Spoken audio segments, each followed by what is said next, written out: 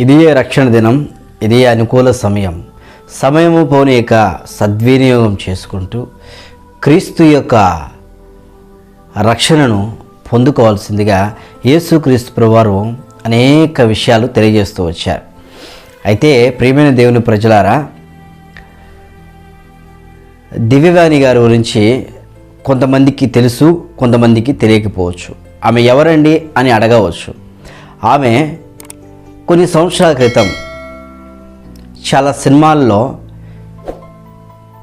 నటిగా కొనసాగిన వ్యక్తి, ఒక యాక్టర్గా కొనసాగుతూ వచ్చింది. సినిమా యాక్టర్ అనవచ్చు. ఆమె అనేక మంది లోకంలో చెప్పుకుంటున్న హీరోల సరసన నటించిన వ్యక్తి. అది ఒకప్పుడు మాట. అయితే ఇప్పుడు దేవుని కొరకు ఎంత రోషంగా, ఎంత బలంగా తను పరిచర్య చేస్తుందో తెలుసా? నేను చూసిన వారిలో, లేడీస్లలో, యేసుక్రీస్తును నమ్మిన వారిలో ఒకప్పుడు ఎంతో భయంకరంగా జీవించి వారి జీవితాలు మార్చబడిన తర్వాత, యేసుక్రీస్తును నమ్మిన తర్వాత వారు మరలా అలా జీవిస్తూ ఉండడం జరుగుతూ వచ్చింది. కానీ దివ్యవాణి గారి జీవితంలో నేను చూసింది ఏంటంటే, ఎలాంటి వ్యక్తి అయినా, నువ్వెంత పెద్దవారైనా, ఎంత హోదాలో ఉన్నా, ఎంత స్థితిలో ఉన్నా, తన ఇంటికి ఎవరు వచ్చినా ఆమె తన ఇంటర్వ్యూ ఎవరు చేస్తున్నా సువార్త మాత్రం చెప్పకుండా ఉండదు. యేసుప్రభు ఆమెను అంతగా ప్రేమించాడు కాబట్టి ఆమె దేవుని యొక్క ప్రేమను వివరిస్తూ వచ్చింది. ఆ సాక్ష్యాలను నేను వింటూ వచ్చాను. దివ్యవాణి గారిని చాలామంది, కొంతమంది ఇంటర్వ్యూ చేస్తున్నప్పుడు మధ్య మధ్యలో యేసుక్రీస్తు గురించిన మాటలను తెలియచేయడం జరుగుతూ వచ్చింది. అనేక విషయాలు తెలియచేయడం జరిగింది. చూడండి, ఆ ఇంటర్వ్యూ ఎవరు చేస్తున్నారు, ఆ యాంకర్కి ఎలాగ దేవుని సువార్త పడిస్తూ ఉందో. నేను బైబుల్ చదివినాక, ఎక్కువగా నేను ప్రభువుకు కనెక్ట్ అయినాక, అండ్ అది ఎంటైర్ ఒక సబ్జెక్టే డిఫరెంట్ అండి. సో మనిషికి కన్వర్టెడ్ అంటే అర్థం ఏంటండి నాకు తెలియదు, కొంచెం తెలుసు. అంటే చాలా మంది ఇప్పుడు మీరు ఇంతకుముందు చెప్తుంటే నేను విన్నాను, ఒక మాదిగా అంటేనే ఏసై మాత్రం గాయాలు తిన్నాడు. ఎందుకు ఆయన దెబ్బలు తిన్నాడు? ఎవరు రాజ్యమన్నా అడిగాడా? ఎవరింటి అమ్మాయినన్నా ఎత్తుకొచ్చాడా? పోనీ ఆయనకి ఎవరైనా ఇన్ని వేల మంది, నాకు ఇంతమంది ఉన్నారని చెప్పాడా? రాజ్యం కోసం పోరాడు, ఏం చేయలేదు. ఆయనని శిక్షించిన అప్పట్లో గవర్నర్ పొంతి పిలాతు కూడా బైబిల్లో ఏం చెప్తాడంటే, ఆయన భార్య, ఈ నీతిమంతుడు యందు నాకు ఏ దోషం లేదు అని ఆయన చేతులు కడుక్కున్నాడు ఈ పాపంలో నిన్ను.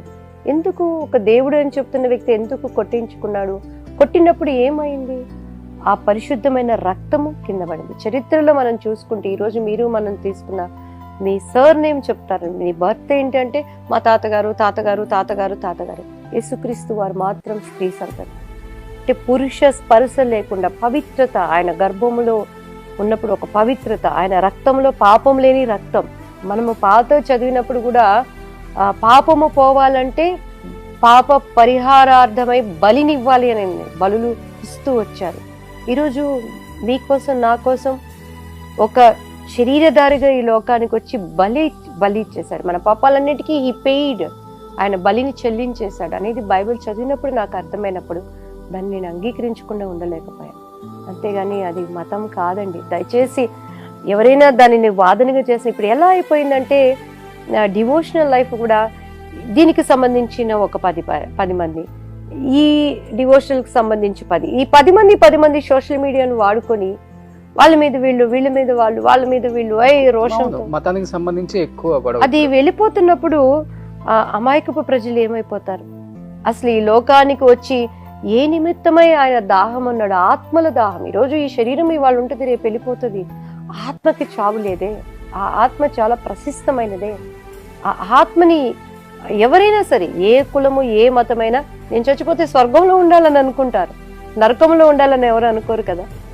ఒక ప్రాస్టిట్యూట్ కూడా తను తప్పు పని చేసి, అయ్యా నా తప్పుని క్షమించు, ఇదిగో ఆ తప్పు పోవటానికి ఈ నీకు హుండీలో ఈ 10 రూపాయలు వేస్తున్నాను. ఒక దొంగ కూడా దొంగతనం చేసి, నా దొంగతనాన్ని క్షమించు, ఇది తప్పు అని తెలిసి నాకు ఆకలేసి చేశాను, ఈ దొంగతనం పాపం నుంచి నేను క్షమించను, ఒక 100 రూపాయలు వేస్తాడు.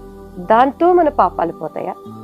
లేకపోతే క్రియేటర్ ఒకడు సృష్టించిన నదులు ఉన్నాయి. ఆ నదుల్లో వెళ్ళి నేను మునిగితే నా పాపాలు పోతాయా? సో పాపము కోసము, పాపము లేనివాడిగా ఈ లోకానికి వచ్చి తన రక్తాన్ని, పరిశుద్ధమైన రక్తాన్ని చిందించి ఆ అంగీకరింపులో ఉంటూ మన పాపాలు పోతాయా? క్రైస్తత్వం అనేది అదేదో ఈరోజు నేను ప్రభువుని అంగీకరించాను, మనం దీంట్లోకి వచ్చేసాం, ఇట్స్ ప్రాసెస్ అండి.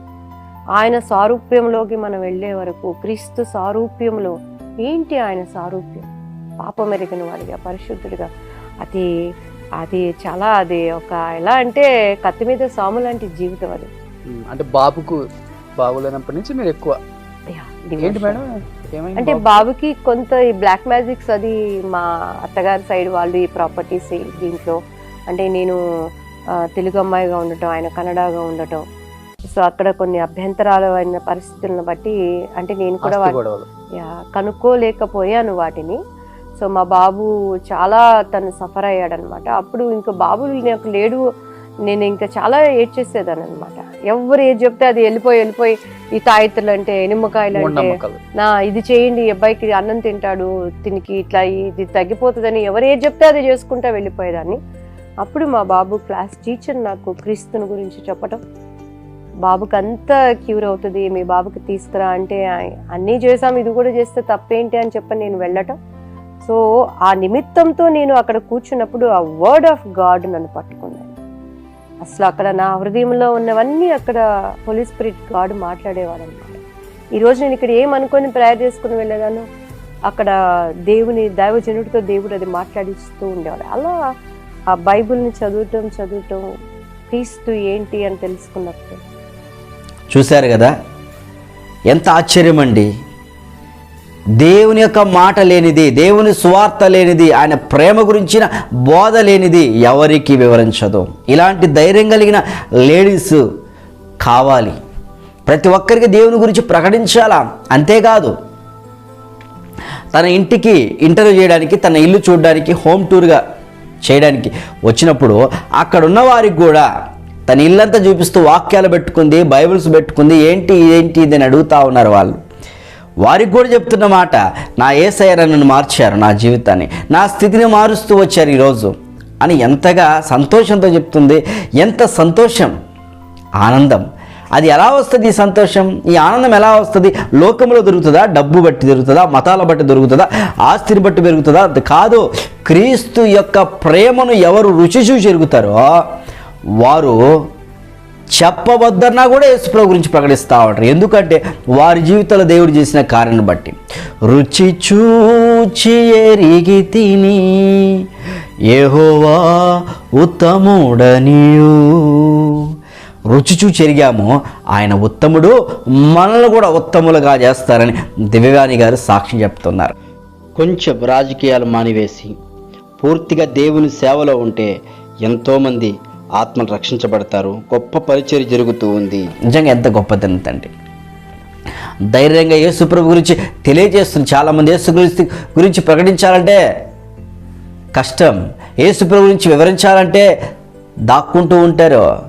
కానీ యేసుక్రీస్తును నమ్మిన వ్యక్తి, తెనాలి ప్రాంతంలో పుట్టిన వ్యక్తి, ఒకప్పుడు ఉన్నతమైన హోదా కలిగి ఆ సినిమా ఇండస్ట్రీలో ఉన్న వ్యక్తి, కానీ ఈరోజు వాటన్నిటిని వదిలిపెట్టుకొని నాకు యేసుప్రభు చాలు, ఆయన జీవితాల్లో నేను బ్రతుకుతా, ఆయన కొరకు జీవిస్తారని ఉన్నతమైన స్థితిలో సాగి వెళ్తుందంటే ఎంత గొప్ప ధన్యత. హ్యాట్స్ ఆఫ్, దేవునికి మహిమ కలుగునగాక. అమ్మ మీకు వందనాలు. ఇంకా మీరు బలంగా అనేక ప్రాంతాల్లో వాడబడాలి. మేము ప్రార్థన చేస్తాం. పరిశుద్ధుడా, మీరు ఇచ్చిన గొప్ప రక్షణ స్తోత్రం. నీ దాసులను జ్ఞాపకం చేసుకోండి, బలపరచండి. అత్యున్నతమైన స్థాయిలో వారిని, వారి పిల్లలను, వారి కుటుంబాన్ని ఆదరించండి. ఆయన దేవా, నన్ను గణపరచమని గణపరిచిదని అన్నారు, కృప చూపించమని యేసుక్రీస్తు నామమున స్తుతించి ప్రార్థించి వేడుకుంటున్నాను తండ్రి, ఆమేన్. మీరు కూడా స్త్రీలైన వారు దేవుని కొరకు నమ్మకంగా జీవించండి. అలాంటి ధైర్యంతో క్రీస్తు సువార్త ప్రకటించండి.